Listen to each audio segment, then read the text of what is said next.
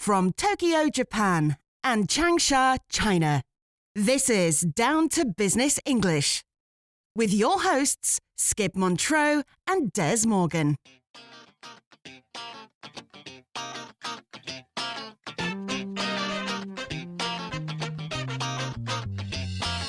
Hello, Skip. Hi, Dez.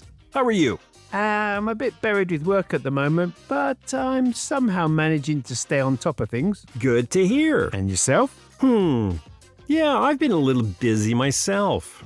The new business year started on April 1st here in Japan, so in addition to my regular teaching duties, I've been setting up new language training courses for my clients. Oh, yeah, April in Japan. Yeah, always a busy time. And to make matters worse, a few of my co-workers are suffering from severe hay fever, and they are not in a good mood. It does not make for a very happy office. Hay fever is a huge problem for many people in Japan, I remember. It is. Wonder why that is. I can tell you why. It's because of all the cedar trees the government planted here in the late 1940s and early 50s in post-war Japan. The pollen from those trees is the main cause. Urbanization hasn't helped much either. Less soil means the pollen stays in the air longer. That makes sense. As cities grow and expand, there's more and more concrete and asphalt in the urban areas, which means less natural soil to absorb all that cedar pollen. Fortunately, there is a wide variety of drugs on the market that can help relieve the pain. In fact, hay fever medication is quite a profitable revenue stream for pharmaceutical companies. I'm sure it is.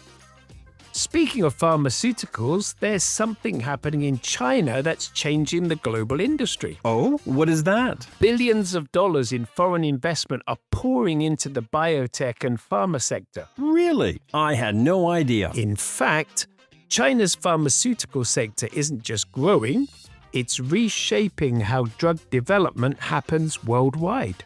This sounds fascinating. I don't know very much about this market at all. Let's do it then. Let's get D2B down to business with China's game-changing pharmaceutical and biotech industry.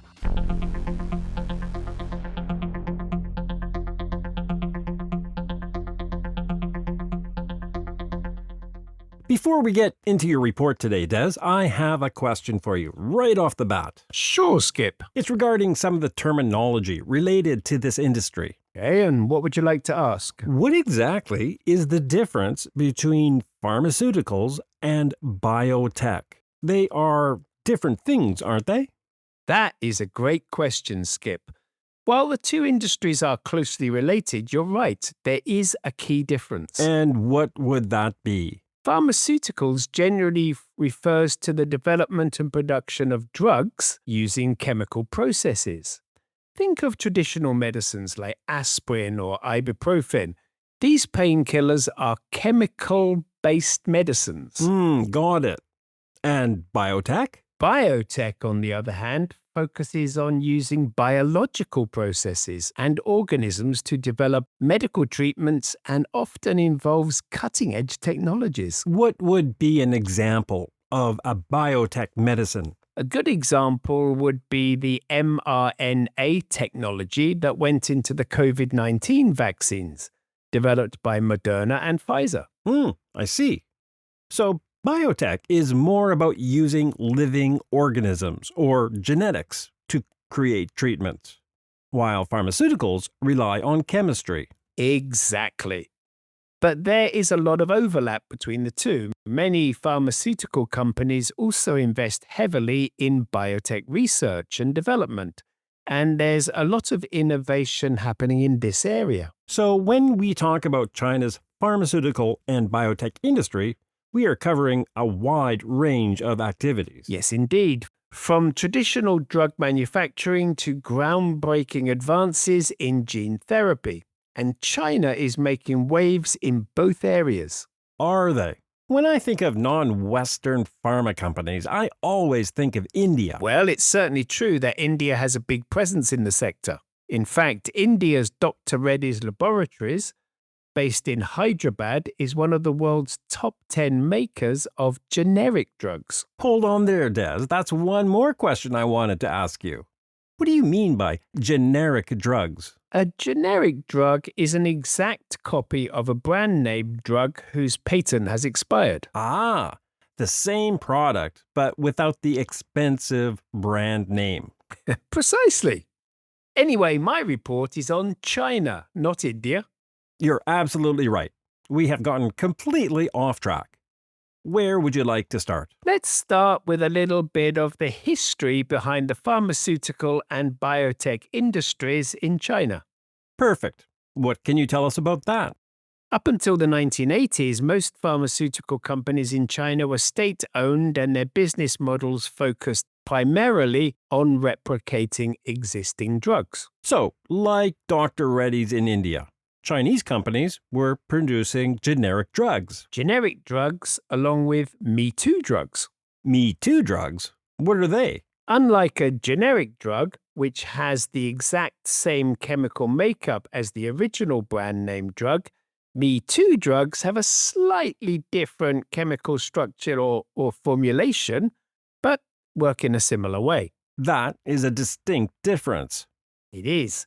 Me Too and generic drugs were the mainstay of the Chinese pharmaceutical industry for 40-odd years. I'm guessing that was because Chinese companies didn't have the huge R&D budgets big pharma companies in the West had. That was the primary reason for it, yes. But about 10 years ago, Chinese innovation really kicked into high gear, and foreign companies began to take notice. In other words, foreign big pharma started investing in Chinese companies. Exactly. Last year, the British-Swedish firm AstraZeneca signed a $1.92 billion deal with China's CSPC Pharmaceutical Group to develop cardiovascular medicine. And the American giant Merck has a $2 billion agreement with China's Hansoh Pharmaceutical over an experimental weight loss pill. I always thought Merck was a German company. You know what? So did I. But it seems there are actually two separate companies. There's Merck & Co., based in the US, and Merck KGaA, based in Germany. Fair enough. In any case, those are some large investment numbers. It depends on how you look at it. True, they are large sums of money, but foreign firms are discovering that it's much cheaper to do early-stage drug research in China than it is to do it in the US or in Europe. So, in fact, these investments could be saving them some money. Absolutely. In 2023, China saw a 26.1% increase in clinical trials. That is up from 3,410 trials in 2022 to 4,300 in 2023. Sounds like a lot of foreign capital pouring into China. According to the market intelligence firm Merger Market, large pharmaceutical transactions worth $50 million or more involving Chinese firms grew nearly 30% in 2024 compared to the previous year. Again, those look like very strong figures. Which brings me to the company Akeso Biopharma. Akeso Biopharma. Never heard of it. Is it a famous company in China? Actually, until recently, I'd never heard of it before, and I suspect most Chinese people hadn't either. But the company made headlines late last year when they announced their drug, ivonescimab, stopped lung cancer tumors from growing for 11.1 months. It prevents a cancer tumor from growing for almost a year? That's great news. It is great news for cancer patients, but maybe not such great news for Merck. Their cancer drug, Keytruda, only prevents tumor growth for 5.8 months. Is that the German Merck or the US-based Merck & Company?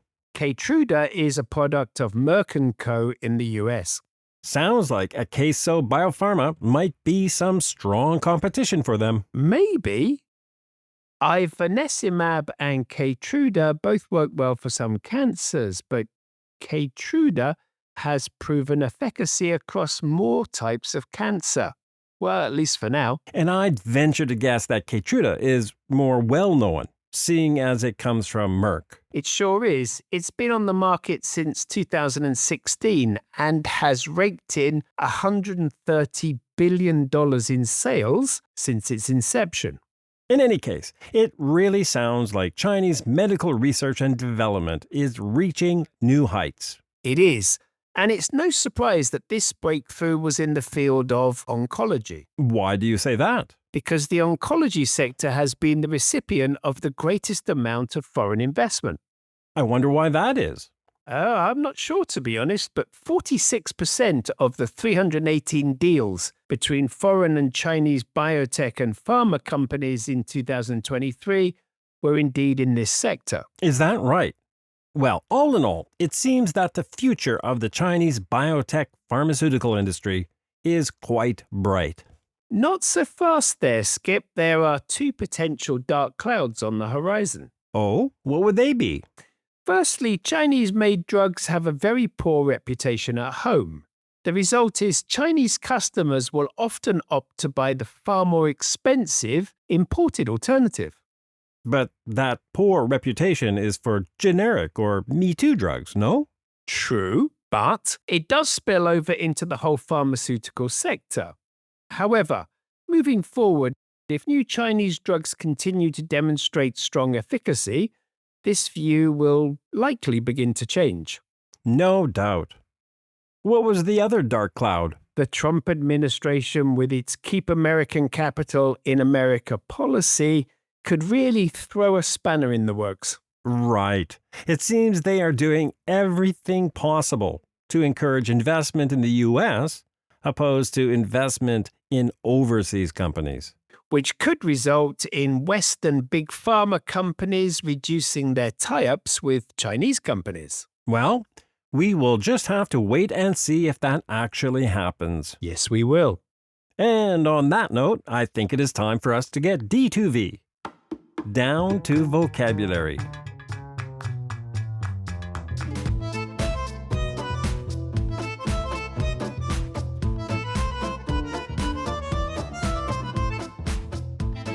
Let's start with the adjective generic. A very interesting word. It is a very interesting word. The dictionary defines generic as something that is the same as other things in its class or category. Something that's typical. Yes, something that is typical, not unique. However, in the story, Dez reported that in its early days, the Chinese pharmaceutical industry focused on producing generic drugs and Me Too drugs. I did. In the pharmaceutical industry, a generic drug is defined as a drug that has the exact same chemical makeup of a brand name drug whose patent has expired. The only thing that is generic about a generic drug is its name. Otherwise, it is identical to the brand name drug. That's right. The Me Too drugs I reported on, they would be similar to the original, but not exactly the same. So, Me Too drugs fit the dictionary definition of generic, but in the pharma industry, they are not generic drugs. It's very confusing, Dez. Well, like I said, generic is an interesting adjective. However, outside of the pharmaceutical industry, in other areas of business and everyday life, you can use generic to describe something that is similar to other things. For example, I could say something like the generic dress code in an office is a suit and tie for men. In other words, wearing a suit and tie in an office is not unique or special. It is just the norm. Let's move on to our next D2V item, the idiom to kick into high gear. When something kicks into high gear, it starts working faster or with more energy. I think it's easy to imagine that this idiom comes from the world of driving a manual car. Ah, you mean a stick shift. That's a very American term. In the UK, we just say a manual. How boring. Regardless, in a manual car, when you shift from the lower gear into the higher gear, you're going to go faster. I'm not sure where the kick comes from, though. I think it comes from the kick, or the boost of energy you get when you change gears. Yeah, that would make sense. In any case, in today's report, I said Chinese innovation kicked into high gear 10 years ago. I was saying that innovation started to accelerate rapidly at that time. If you work in a seasonal business, like a ski resort, you could say business kicks into high gear as soon as there's enough snow on the mountain in the winter. Or if you work for a luxury brand, you could say sales kick into high gear in November in the run-up to Christmas. Staying with automobile idioms, the opposite of kick into high gear is to put the brakes on something, which means to slow down. For example, many factories put the brakes on production in January as sales slow down after the holiday season. It is, though, worth pointing out that these idioms are used a little differently. Putting the brakes on implies a deliberate decision to slow down, whereas kicking into high gear doesn't necessarily suggest a conscious choice. It could simply mean to pick up speed naturally. That is a very good point, Des. Our final item on the D2V list today is the medical term oncology. Oncology is the branch of medicine that is concerned with the diagnosis, treatment, and study of cancer. In today's story, Des reported that the oncology sector in China has attracted the most foreign investment. That's right. I mentioned that foreign investment in China's pharmaceutical and biotech sectors was highest in the area of cancer research and drug development. Now, you might be wondering why oncology is on the D2V list. After all, it is not really a business word. Yeah, it's mainly a medical term. Why is it on our down to vocabulary list? Because of its suffix, ology. Anytime you hear a word ending in ology, it means the study of something. Biology, the study of life. Sociology, the study of society. Methodology, the study of methods. Exactly. So, the next time you are sitting in a business meeting and someone says, "We need to rethink our sales methodology," you will know they are talking about the study or system of methods used in the sales department. Or if you hear we're using data from consumer psychology, you'll know it means the study of how people think and behave when making buying decisions. That is the power of understanding suffixes. It helps you unlock the meaning of unfamiliar words. Would you like to help Down to Business English reach more people wanting to improve their business English skills? Follow Down to Business English on Apple Podcasts, YouTube Music, Spotify, or any place podcasts are found. Leave a rating and a review and tell everyone how much you enjoy the show.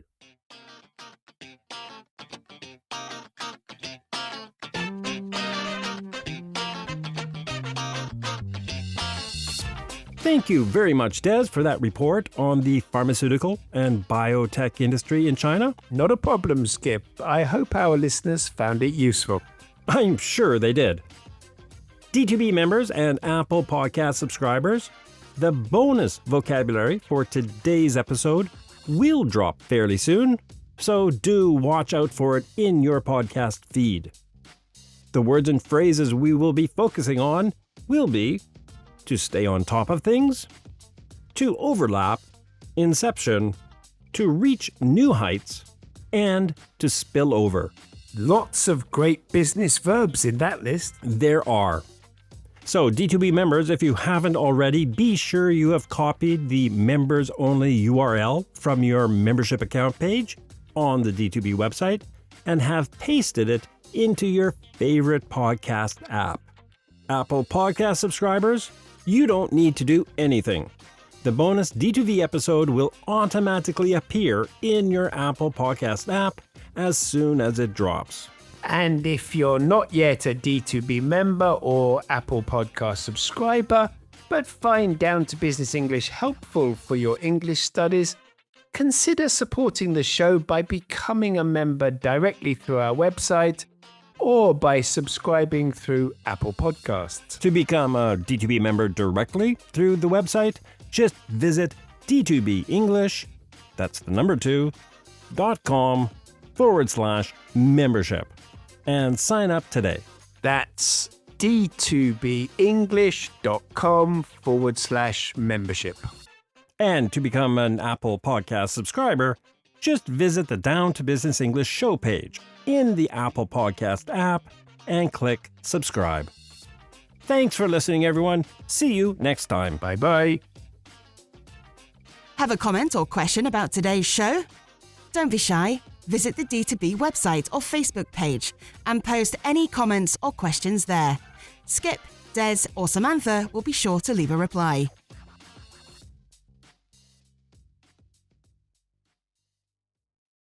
Down to Business English. Business news to improve your business English.